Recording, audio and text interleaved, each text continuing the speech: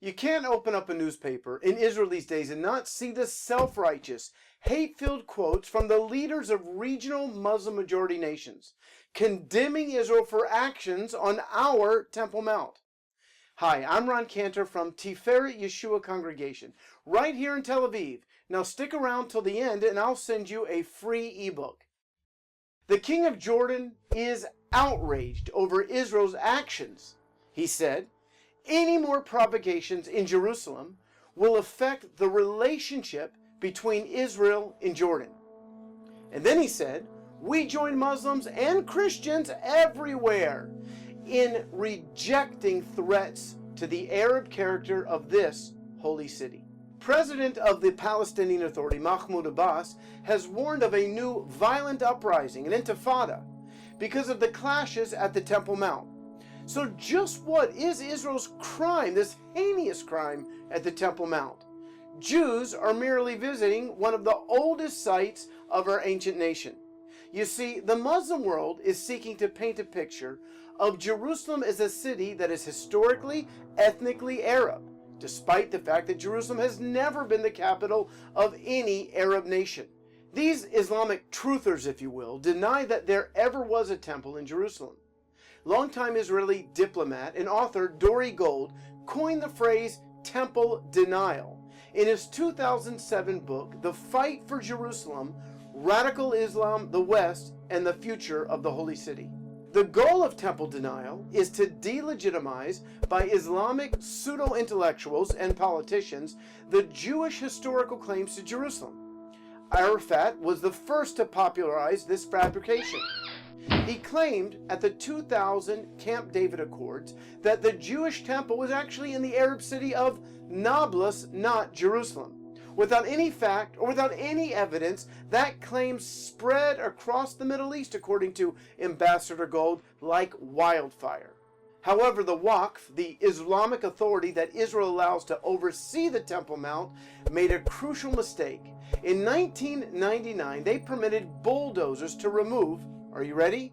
9,000 tons of dirt without any archaeological supervision from the Temple Mount in order to make a new entrance. This would be the archaeological equivalent of rape, as within that dirt should be a treasure trove of evidence that the Temple Mount was the center of Jewish life from the time of King Solomon.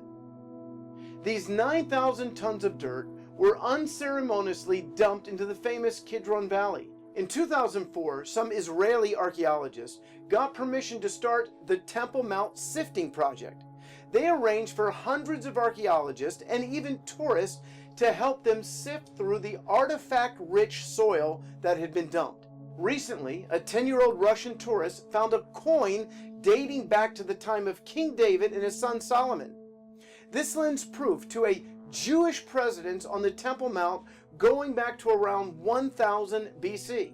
In addition, 2 half-shekel coins were found over the years, one dating back to the time just before the temple's destruction and the other to the time of the Hanukkah story, a little over 150 years before Yeshua. Now this is huge because Jews were made to pay a half-shekel temple tax for its maintenance. Reading from the Bible, when they came to Capernaum, the collectors of the half-shekel came to Simon Peter and asked, "Doesn't your rabbi," referring to Yeshua, "pay the temple tax?" Now the Muslim outrage over Jews visiting their supposed holy site is a fake controversy.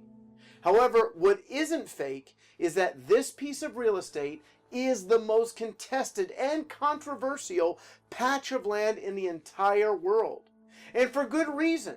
All of heaven and hell, angels and demons, all of the world's spiritual forces will collide at this place for the final battle.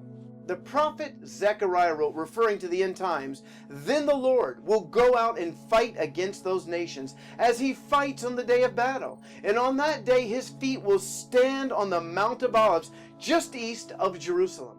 The Temple Mount is only a short walk from the Mount of Olives. Yeshua will take up his throne and the nations will then come and worship him, according to Zechariah 14:16. And they're going to come on the very holiday that we in Israel are celebrating right now, the Feast of Sukkot, Tabernacles. I hope this video has been a blessing to you. To get my free ebook, The 15 Most Important Facts About the Israeli-Palestinian Conflict, just go to roncan.net/15facts and make sure that the F is capitalized. This video has been brought to you by our congregation Tiferet Yeshua. For more information, please go to reachtelaviv.org. And while you're there, consider making a donation so we can continue to share the good news of Yeshua right here in Israel and bring you more of these weekly teachings. Now don't forget to subscribe. Shalom from Tel Aviv.